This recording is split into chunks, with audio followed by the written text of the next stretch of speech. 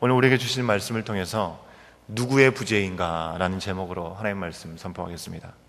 오늘 말씀의 시작은요, 시온이라는 말로 시작하고 있습니다. 시온이 여호와께서 나를 버리고 잊으셨다라는 말로, 호소하는 말로 시작되고 있는 것을 우리가 확인할 수 있습니다. 여기서 시온이라는 말은요, 이스라엘 백성을 말하는 것입니다. 원래 시온은 다윗성을 얘기하는 것이었고 솔로몬이 성전을 세운 터를 얘기하는 것입니다. 이스라엘 민족에게는 하나님의 거처가 되는 곳이고 하나님의 구원과 복이 시작되는 곳이 바로 시온이었습니다. 근데 그 이후부터 오늘 말씀 속에 있는 것처럼 이스라엘 백성을 시온으로 이렇게 표현하는 말로 자주 사용됩니다. 그런데 14절 말씀은요, 이스라엘 백성들이 그들의 주님이신 여호와께서 자신을 버리시고 잊어버리셨다라고 말하고 있습니다. 근데 더 안타까운 것은요, 14절 가장 앞부분의 표현입니다. 오직 시온이 이르기를이라고 되어 있습니다. 근데 여기 오직이라는 표현이요, 좀 모호한 번역입니다. 정확한 번역으로는 그러나, 하지만 이라고 쓰이는 것이 더 맞습니다. 즉 어떻게 되는 거냐면, 그러나 하나님의 백성이 이스라엘은 여호와께서 나를 버리고 나를 잊으셨다라고 말한다고 하는 것입니다. 도대체 바로 앞에 어떤 말씀이 있었기에 이스라엘 백성들은 이렇게 얘기했는지 우리가 좀 확인해 볼 필요가 있을 것 같습니다. 어제 묵상 본문이었죠. 우리가 다 읽고 싶지만 시간 관계상 8절부터 13절까지만 우리가 함께 읽어보겠습니다. 8절부터 13절까지입니다. 함께 읽습니다. 시작. 여호와께서 이같이 이르시되 은혜의 때에 내가 내게 응답하였고 구원의 날에 내가 너를 도왔도다. 내가 장차 너를 보호하여 너를 백성의 언약으로 삼으며 나라를 일으켜 그들에게 그 황무하였던 땅을 기업으로 상속하게 하리라. 내가 잡혀있는 자에게 이르기를 나오라 하며 흑암에 있는 자에게 나타나리라 하리라. 그들이 길에서 먹겠고 모든 헐벗은 산에도 그들의 풀밭이 있을 것인즉 그들이 줄이거나 목마르지 아니할 것이며 더위와 볕이 그들을 상하지 아니하리니 이는 그들을 긍휼히 여기는 이가 그들을 이끌되 샘물 근원으로 인도할 것임이라. 내가 나의 모든 산을 길로 삼고 나의 대로를 도두리니 어떤 사람은 먼 곳에서 어떤 사람은 북쪽과 서쪽에서 어떤 사람은 시님 땅에서 오리라. 하늘이여 노래하라. 땅이여 기뻐하라. 산들이여 즐거이 노래하라. 여호와께서 그의 백성을 위로하셨은즉 그의 고난 당하는 자를 긍휼히 여기실 것임이라. 참 희한한 일이죠. 분명 하나님의 구원이 놀랍게 선포되고 있는 말씀이 바로 우리가 지금 읽었던 말씀입니다. 회복의 말씀이요, 위로의 말씀이요, 긍휼이 가득한 말씀입니다. 그런데 오늘 우리가 읽었던 말씀은 어떻게 시작하고 있습니까? 그러나 이스라엘 백성은 여호와께서 나를 버리시고 주께서 나를 잊으셨다라고 그렇게 고백하고 있습니다. 하나님을 믿지 못하고 하나님의 은혜와 사랑을 전혀 알지도 못하고 있고 느끼지도 못하고 있는 이스라엘의 모습이 참으로 안타깝습니다. 마치 부모가 자녀를 사랑하여 기르고 야단치고 또 그의 모든 공급할 것들을 공급하였는데 자식이 어느 한 부분 자신의 뜻대로 되지 않았다고 했을 때 부모님이 저에게 해준 것이 뭐가 있냐고, 제가 힘들 때 어디 계셨냐고 말하는 것처럼 보여지는 것입니다. 이처럼 가까이 계신 하나님, 구원해 주시고자 하시는 하나님을 알지도 못하는 이스라엘에게 하나님은 어떻게 응답하십니까? 15절과 16절 말씀 우리가 한번 같이 읽겠습니다. 15절과 16절입니다. 시작. 여인이 어찌 그 젖 먹는 자식을 잊겠으며 자기 태에서 난 아들을 긍휼히 여기지 않겠느냐. 그들은 혹시 잊을지라도 나는 너를 잊지 아니할 것이라. 내가 너를 내 손바닥에 새겼고 너의 성벽이 항상 내 앞에 있나니. 하나님께서는 이 젖먹이 자식을 품은 어머니와 같은 분이라고 우리에게 말씀해 주고 있습니다. 젖먹이 아이가 어떻습니까? 배고프거나 기저귀를 갈아달라고 할 때 정말 소리 놓아서 울지 않습니까? 바로 엄마가 바로 옆에 있어도 마치 엄마가 멀리 떨어져 있는 것처럼 그렇게 아주 큰 소리로 울어댑니다. 엄마가 기저귀를 가져오든지 혹은 젖이나 우유를 물리려고 준비하는 동안도 마치 엄마가 자신을 버린 것처럼 그렇게 우는 것입니다. 정신을 쏙 빼놓습니다. 하지만 아이가 우는 동안 엄마가 이 아이를 잊은 것입니까? 그렇지 않거든요. 오히려 아이를 먹이고 또 돌보느라고 애쓰고 있는 것입니다. 이에 더해서 하나님은 여인이 젖먹이를 혹시 잊을지라도 나는 너를 잊지 않겠다라고까지 말씀하셨습니다. 하나님은 그들을 손바닥에 새겼다는 말씀을 하심으로 그들을 잊지 않을 것을 분명하게 확증해 주고 계십니다. 당시 유대인들 중에는요, 아주 특심한 애국자들이 있었습니다. 이 사람들은 예루살렘을 기호로 손에 새기는 그런 습관들이 있었습니다. 풍습이 있었습니다. 또 이교도들은 자신의 신의 이름을 자신의 손이나 손목에 그렇게 새기는 것들이 그들의 문화였습니다. 하나님이 이교도의 풍습이나 애국자의 습관들, 그것을 따르기 원하셔서가 아니라 그만큼 그들을 잊지 않으시고 그들을 기억하신다는 것을 알려주시는 것입니다. 그뿐만이 아니죠. 그들을 바로 성벽이 항상 하나님 앞에 있다라고 말씀을 해주고 있습니다. 지금 예루살렘의 상황이 어떻습니까?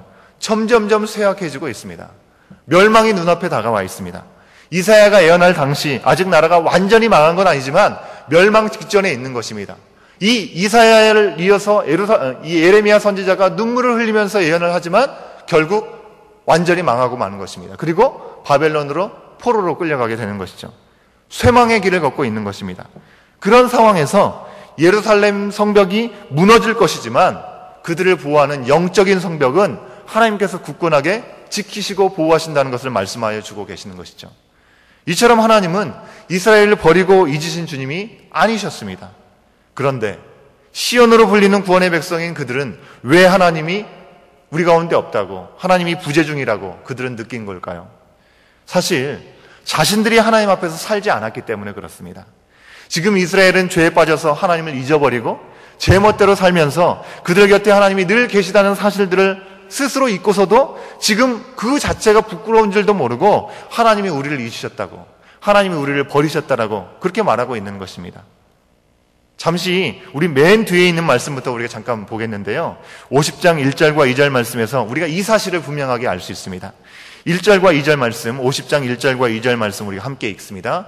시작. 나 여호와가 이같이 말하노라. 내가 너희의 어미를 내보낸 이혼 증서가 어디 있느냐? 내가 어느 체주에게 너희를 팔았느냐?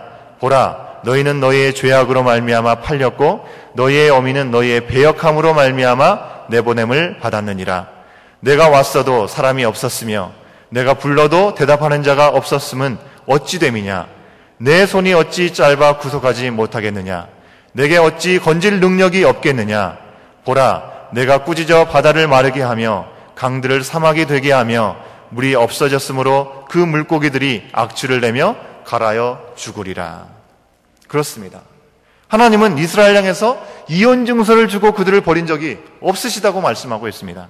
그러니 이혼 증서를 찾을 수가 없는 것이죠. 이혼 증서가 발행이 안 됐는데 어떻게 이혼 증서가 있을 수 있겠습니까? 이스라엘 이 당시에는요, 아내가 음행한 일을 저질러서 이혼당한 일을 했을 때는 이 남편이 이혼 증서를 써주지 않았습니다. 오직 남편이 아내의 잘못이 없는데도 불구하고 그저 그녀를 원하지 않아서 이혼하고자 할 때 그때는 이혼 증서를 써줘야만 했었습니다. 그런데 이 말씀을 근거해서 이 이스라엘에게 이혼 증서가 없다는 것은 그들 스스로가 하나님이 아닌 우상을 섬김으로 인해서 음행하여서 하나님을 떠나갔다는 것을 의미하는 것이죠.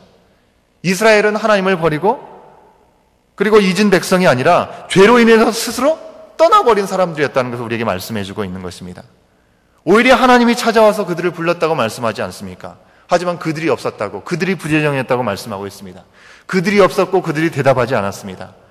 하나님의 손이 짧고 능력이 없어서 그들을 구원하지 못한 것이 아니라 그들 스스로 하나님을 등지고 하나님의 자녀이고 하나님의 순결한 신부로 살아가기를 거절했기 때문에, 그들이 떠났기 때문에 하나님이 계심을 느끼지 못했다고 하는 것입니다. 그 죄로 인해서 그들은 심판을 받게 되는 것입니다. 하지만 그들을 심판하는 것이 하나님의 진심이 아니라 그들을 회복하고 그들을 위로하신 것이 하나님의 진심이라는 것입니다. 하나님은 그들을 버리지도 않으셨고 손바닥에 새기셨고 성벽으로 그들을 보호하기 원하시는 분이라고 오늘 말씀에서 우리에게 분명히 말씀하고 있지 않습니까? 그들 스스로 자신을 구원하고 지키고 회복할 수 있는 능력이 없다는 것을 하나님은 너무나 분명히 알고 계셨기 때문에 하나님께서 친히 그들을 손바닥에 새겨주시고 친히 영적인 성벽이 되어셔서 그들을 보호하시겠다고 말씀하시는 것입니다. 하나님의 이 회복의 약속은 이미 주어졌습니다. 그런데 또다시 17절부터 26절까지 강조해서 말씀하여 주고 있습니다. 17절에 뭐라고 얘기했습니까? 그 말씀대로 그들을 황폐하게 하던 자들이 다 떠날 것이라고 말씀하고 있습니다. 종으로 끌려 걸어가던 이스라엘 후손들의 걸음이 빨라질 것이라고 얘기를 하고 있습니까? 하고 있습니다. 왜 빨라지는 것입니까?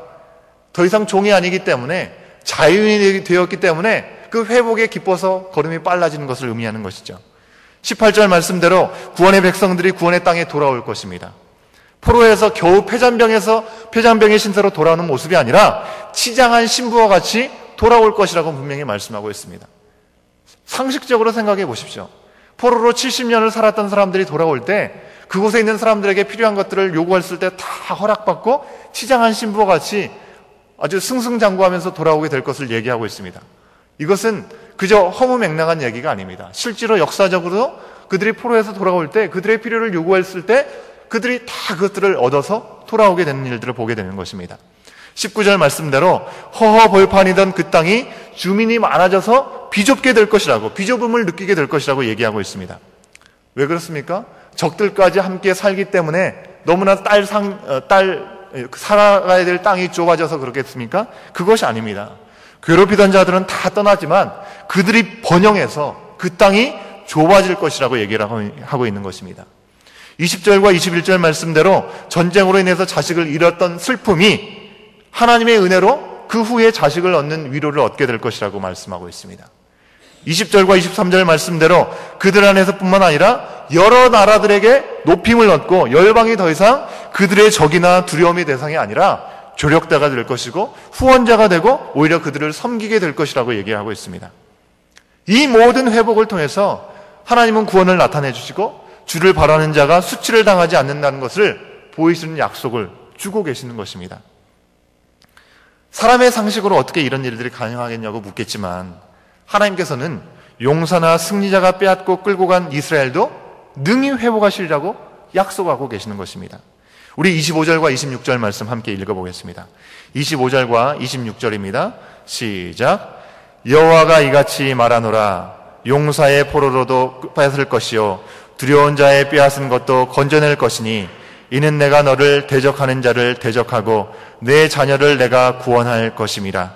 내가 너를 억압하는 자들에게 자기의 살을 먹게 하며 새술의 취함같이 자기의 피에 취하게 하리니 모든 육체가 나 여호와는 내 구원자요 내 구속자요 야곱의 전능자인 줄 알리라. 우리 하나님은 이런 분이십니다. 우리의 구원자요 우리의 구속자요 우리의 전능자이십니다. 죄에 빠져서 스스로 하나님을 떠나고 배신하고 하나님께서 부르셔도 응답하지 않고서도 하나님이 나를 버렸다고 잊었다고 말도 안 되는 불평과 원망을 일삼아도 하나님 우리를 긍휼히 여기시고 변함없는 사랑으로 우리를 죄에서 능히 건지실 분이라는 것을 우리에게 분명하게 말씀하고 있는 것입니다. 그러기에 오직 우리는 이스라엘이 포로 중에 하나님만이 구원자이심을 깨달았던 것처럼 하나님이 부르셔도 대답하지 않던 우리의 죄를 우리는 잊지 말아야 되는 것입니다. 또한 하나님이 우리의 죄를 기억하지 않으시지만 우리는 죄인이었던 우리의 모습을 돌아보면서 그 은혜를 잊지 말아야 하는 것입니다. 우리가 받은 은혜가 얼마나 값주고 살 수 없는 얼마나 값진 것임을 우리가 기억할 수 있어야 되는 것이죠. 하나님을 거역하고 잊어버리고 세상에 한눈 팔고 우리의 마음들을 다 줘버린 우리를 손바닥에 새기시고 성벽으로 보호하시고 회복하시는 그 사랑을 우리는 기억할 수 있어야 되는 것입니다. 만약에 우리의 삶 속에서 하나님이 계시지 않는 것 같은 적막감 또 고통을 우리가 경험하게 된다고 한다면 바로 그때 하나님이 아닌 우리가 부재중이었다는 사실을 깨닫고 우리가 하나님 앞으로 나올 수 있어야 되는 것입니다. 오늘도 하나님은 우리와 함께 하십니다. 오늘도 우리에게 말씀하여 주고 계십니다. 우리의 이름을 손바닥에 새기시고 무너지지 않는 성벽으로 우리를 보호하신다고 우리에게 친히 말씀하고 있습니다. 오직 세상에서 돌아서서 우리의 눈을 들어서 우리가 주님을 바라볼 때 우리는 주님을 만날 수 있는 것이고 주님의 은혜의 자리를 체험할 수 있는 것입니다. 우리를 주의 순결한 신부로 부르신 하나님의 놀라운 은혜를 우리가 기억하면서 하나님의 나라를 살아가면서 주님의 영광을 드러낼 수 있는 복된 이 하루를 살아가도록 하나님은 오늘도 우리에게 새로운 시간을 허락하신 것입니다. 이 하루를 우리가 어떻게 시작하시겠습니까? 하나님의 부재중이 아니라 바로 우리가 하나님 앞에 서지 못하는 우리 스스로의 부재중에 있지는 않은지 돌아보면서 하나님의 말씀 가운데 다시금 우리의 자리를 찾고 우리에게 회복하시고 원하시고 우리에게 구속하시고 우리에게 놀라운 능력으로 이끌어 주시기 원하시는 그 하나님과 함께 한 걸음 한 걸음 나가는 우리의 모든 삶이 될 수 있기를 간절히 소원합니다. 함께 기도하시겠습니다. 살아계셔서 오늘도 우리에게 말씀하시는 아버지 하나님, 우리의 구원자 되시고 구속자 되시고 전능자이심을 다시금 돌아볼 수 있도록 인도하시니 참으로 감사할 때입니다. 죄에 빠져서 스스로 하나님을 떠나고 배신할 수밖에 없고, 또 하나님께서 우리를 부르시고 우리와 함께 하신다고 말씀하셔도 응답하지 않고 하나님을 떠나버렸던 우리의 모습들을 다시 한번 돌아봅니다. 아버지 하나님, 우리의 죄를 잊지 말게 하여 주옵시고, 그리하여 하나님의 놀라운 은혜가 우리 가운데 늘 있음을, 거하고 있음을 기억하는 자들 될 수 있도록 인도하여 주옵소서. 우리를 손바닥에 새기시고 성벽으로 보호하시고 회복하시는 그 사랑을 우리가 기억할 수 있도록 인도하여 주셔서 우리가 어떤 상황에 놓인다 할지라도 바로 그때 하나님이 아닌 우리가 혹시 하나님 앞에 서지 못하고 있지는 않은지를 돌아보며 하나님 앞에 날마다 순간마다 서갈 수 있도록 우리의 삶을 주관하시고 인도하여 주옵소서. 우리가 이 하루의 삶도 하나님의 나라를 살아갈 수 있도록 인도하시고 주님의 영광을 드러내는 복된 이 하루의 삶이 될 수 있도록 온전히 주장하시고 인도하시기를 간절히 바라고 나오며 이 모든 말씀 예수 그리스도의 이름으로 간절히 기도드리옵나이다. 아멘.